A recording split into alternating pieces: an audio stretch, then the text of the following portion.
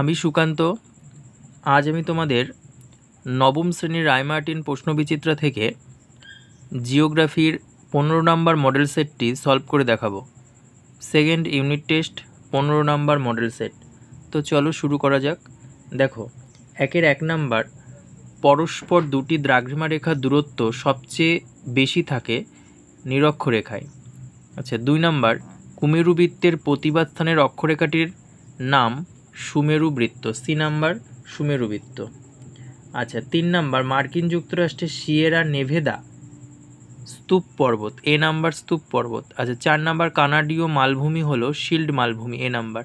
5 number, সমসত্ব শিলায় যে আবহবিকার ঘটে তা হলো স্বল্পমোচন। 6 নাম্বার, পশ্চিমবঙ্গের জেলার সংখ্যা 23টি। 7 নাম্বার, যে স্থান থেকে কাঞ্চনজঙ্ঘা শৃঙ্গকে সবচেয়ে ভালোভাবে দেখা যায় তা হলো সান্দাকফু। আচ্ছা, এবার দেখো 2-এর এ। 1 নাম্বার, পেডিমেন্ট সমভূমির মধ্যে অনুচ্চ টিলাগুলিকে বলে ইনসেলবার্জ। 2 নম্বর, একটি সুপ্ত আগ্নেয়গিরি হলো মাউন্ট ফুজিয়ামা। 3 নম্বর, খনিজ ও হিউমাস বৃষ্টির জল দ্বারা মৃত্তিকার তলদেশে প্রবেশ করাকে বলা হয় এলুভিয়েশন। 4 নম্বর, ইছামতি নদীটি দক্ষিণ দিকে প্রবাহিত হয়ে কালিন্দী নদীর সঙ্গে মিলিত হয়েছে। আচ্ছা, এবার বি নাম্বার দেখো, শুদ্ধ অশুদ্ধ। বিয়ের 1 নাম্বার, পশ্চিমবঙ্গের মৃত বা মৃতপ্রায় বদ্বীপ অঞ্চলকে বাগডি বলে, এটা শুদ্ধ। আচ্ছা, 2 নাম্বার, উত্তর পূর্ব ভারতের প্রবেশদ্বার বলা হয় জলপাইগুড়ি শহরকে, এটা অশুদ্ধ। উত্তর হবে শিলিগুড়ি শহরকে। আচ্ছা, এবার দেখো 3 নাম্বার, আবহবিকারের শিথিল পদার্থ সরে গিয়ে শিলা উন্মুক্ত হয়, এটা অশুদ্ধ, শিলা উন্মুক্ত হয় না, হবে।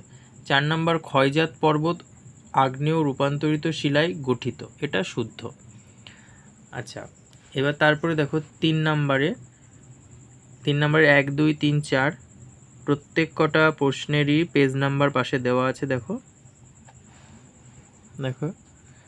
1-এর দেখো এই যে 150 পেজ, 2-এর কালবৈশাখী এটা 333, 3-এর দ্রাঘিমাকি এটা 80 পেজ, তারপরে মহিকাত বলতে কি বোঝে 122 পেজ, অথবাগুলোরও পাশে দেওয়া আছে পৃষ্ঠা নাম্বার।